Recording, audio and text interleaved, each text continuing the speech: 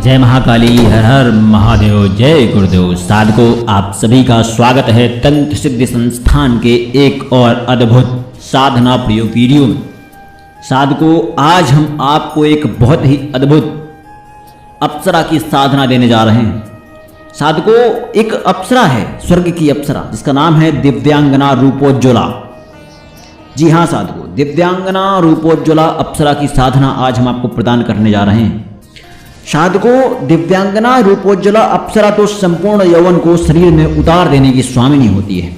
सुंदर, पतला, छरहरा शरीर मनोपुष्प की पंखुड़ियों को एकत्र करके बनाया गया हो। जिन गुलाब की कोमल व नरम पंखुड़ियों पर अभी तक ओस की एक भी बूंद न ढलकी हो, जैसे उन्हें कोमलता से बांधकर एक नारी शरीर तैयार किया गया हो, और उसमें से जो सुगंध प्रवाहित होती है वह असमय बूढ़े पड़ गए मन को नवीन चेतना में भर देती है। साधकों, भारतीय शास्त्रों में सौंदर्य को जीवन का उल्लास और उत्साह माना गया है।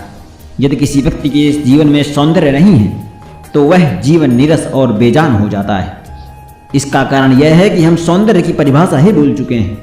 हम अपने जीवन में हंसना, मुस्कुराना ही भूल गए हैं। हम भूल चुके हैं कि किस प्रकार हंसते हैं, किस प्रकार मुस्कुराते हैं, क्या है सौंदर्य। हम मात्र धन के पीछे भागते हुए एक प्रकार से अर्थलोभी बन गए हैं, अर्थकामी बन गए हैं, जिसकी वजह से जीवन की अन्य वृत्तियां लुप्त सी हो गई हैं।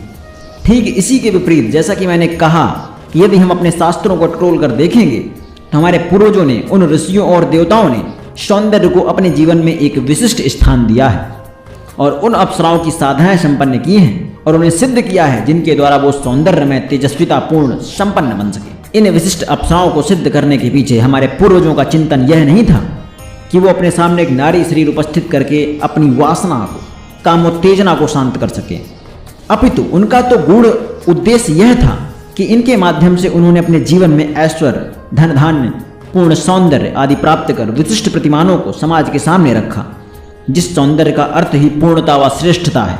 अप्सरा और सौंदर्य दोनों एक दूसरे के पर्याय हैं और किसी भी अप्सरा के बारे में जानने के लिए हमें सबसे पहले उसके अपूर्व सौंदर्य को समझना आवश्यक होता है।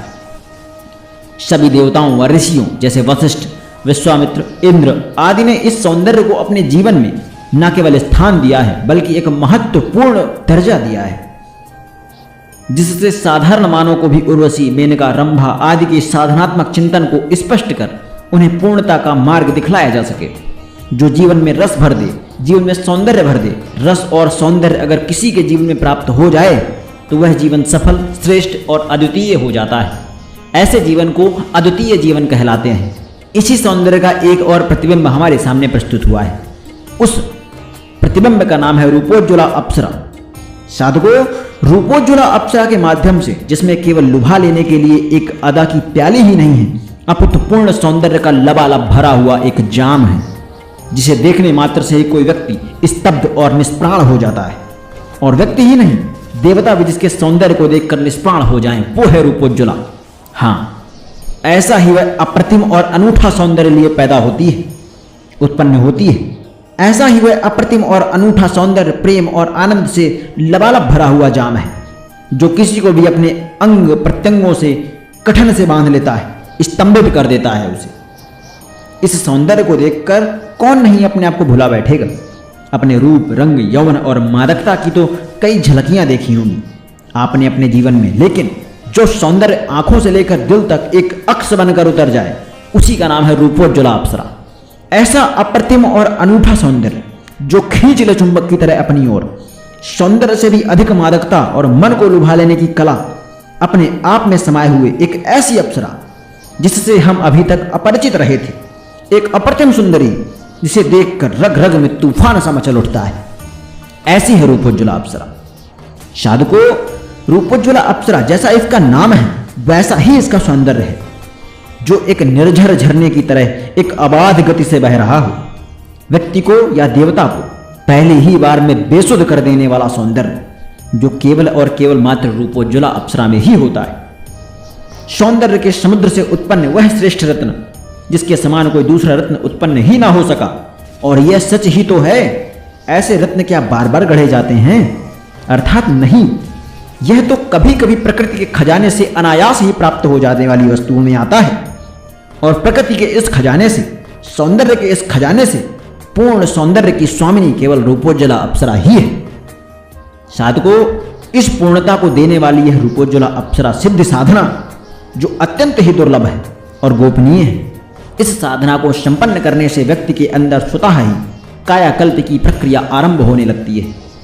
इस साधना को सिद्ध करने पर व्यक्ति निश्चिंत और प्रसन्नचित्त बना रहता है। उसके जीवन में मानसिक तनाव व्याप्त ही नहीं होते हैं। इस रूपोज्ज्वला अप्सरा साधना के माध्यम से उसे मनचाहा स्वर्ण, मनचाहा द्रव्य, मनचाहे वस्त्र, मनचाहे आभूषण और मनचाहे अन्य भौतिक पदार्थ स्वतः ही उपलब्ध होते रहते हैं।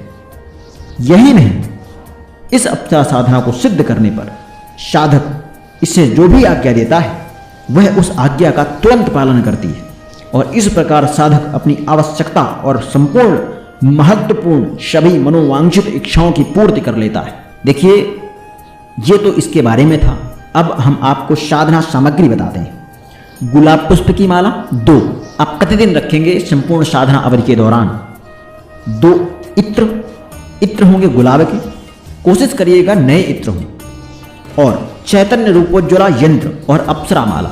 चैतन्य इसमें इसलिए लगा है, वो वहां पर प्राण प्रतिष्ठित यंत्र की बात हो रही है जो जागृत हो। जागृत कैसे करना है यंत्रों को, वो मैंने आपको पहले से बता रखा है।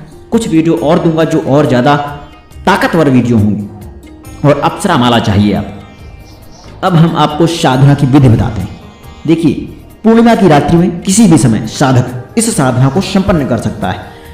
अभी इस माह में दूसरी पूर्णिमा पड़ने वाली है, ब्लू मून जिससे बनेगा। अगर आप उस पूर्णिमा में इसको सिद्ध कर पाएं तो अति उत्तम है। पूर्णिमा की रात्रि किसी भी समय साधक इस साधना को संपन्न कर सकता है। साधक को चाहिए कि वह अत्यंत ही सुंदर सुसज्जित वस्त्र पहनकर साधना स्थल पर बैठ जाए। इसमें किसी भी प्रकार के वस्त्रों को धारण किया जा सकता है जो सुंदर और आकर्षक लगे। महत्वपूर्ण यह है कि आप आकर्षक लगने चाहिए, सुंदर लगने चाहिए। इस साधना में आसन, दिशा आदि का इतना महत्व नहीं है जितना कि व्यक्ति के उत्साह, उमंग और सुमधुर संबंधों की चेष्टा और मिलन कामनाओं से भरे मन का है। अपने मन को उमंग से, उत्साह, सुमधुर संबंधों की चेष्टाओं से, मिलन की कामनाओं से भर दीजिए। सर्वप्रथम साधक एक बाजूट पर पीला वस्त्र बिछा दे, फिर उस पर पुष्पों का आसन देकर मंत्र सिद्ध प्राण प्रतिष्ठा युक्त चैतन्य रूपोज्ज्वला अप्सरा यंत्र को स्थापित करे, पंचोपचार पूजन करे। इसके पश्चात उसके पास रखी गुलाब की 2 मालाओं में से एक माला वह स्वयं धारण कर ले और दूसरी माला चैतन्य रूपोज्ज्वला अप्सरा यंत्र के सामने रख दे। इसके पश्चात यंत्र के समक्ष एक दीपक प्रज्वलित कर दे, सुगंधित अगरबत्ती जला दे। यंत्र का पूजन कुमकुम, अक्षत, चंदन से उस पर इत्र लगाए। इसके पश्चात इत्र की बूंद दीपक में भी डाल दे। दीपक संपूर्ण साधना काल तक जलते रहना चाहिए। ध्यान रखें, उसमें बार बार घी नहीं डालना है। पहली बार ही आपको घी डाल देना है, इतना डालना है कि वो पर्याप्त मात्रा में जलता रहे। इसी इत्र को साधक अपने कपड़ों पर भी लगा ले। उसके पश्चात वह मंत्र जाप करना आरंभ करे। मंत्र जाप किस मंत्र का करना है मैं आपको बताता हूँ, डिस्क्रिप्शन पर मंत्र मैं दे दूंगा। मंत्र है ओम श्री रूपोज्ज्वला वश्यमाने श्रीं फट। दोबारा रिपीट करता हूँ, ओम श्री रूपोज्ज्वला वश्यमाने श्रीं फट। इस मंत्र को डिस्क्रिप्शन पे दे दिया जाएगा। इस मंत्र का 21 माला जाप 16 दिन करना होता है। यह मंत्र जाप अप्सरा माला से संपन्न किया जाता है। यह साधना विश्व की दुर्लभ एवं महत्वपूर्ण साधना है। अगर व्यक्ति को अपने जीवन में सब कुछ पाना है, जिसे श्रेष्ठता कहते हैं, जिसे दिव्यता कहते हैं, जिसे संपूर्णता कहते हैं, तो वह मात्र रूपोज्ज्वला अप्सरा सिद्ध साधना के माध्यम से ही संभव है। यह साधना अपने मादक प्रवीण वरदायक शक्तियुक्त अद्भुत प्रभाव से सिद्ध साधक को संपूर्ण पूर्णता देने में सक्षम होती है। साधकों, यह यहाँ पर साधना की विधि संपूर्ण हुई। आशा करता हूँ कि आपको संपूर्ण साधना विधि स्पष्ट रूप से समझा पाया होगा। किसी प्रकार की क्वेरी के लिए, किसी प्रकार की जांच पड़ताल के लिए, पूछ के लिए कुछ जानना चाहते हैं तो आप मेल आईडी में मेल कर सकते हैं या आप कमेंट सेक्शन में पूछ सकते हैं। आशा करता हूं कि आपको मेरे द्वारा दी गई जानकारी स्पष्ट होगी। मुझे आज्ञा दीजिए। माता कल्याण करें आपका। सभी की साधना सिद्धि की मंगल कामना करता हूं। जय महाकाली, हर हर महादेव, जय गुरुदेव।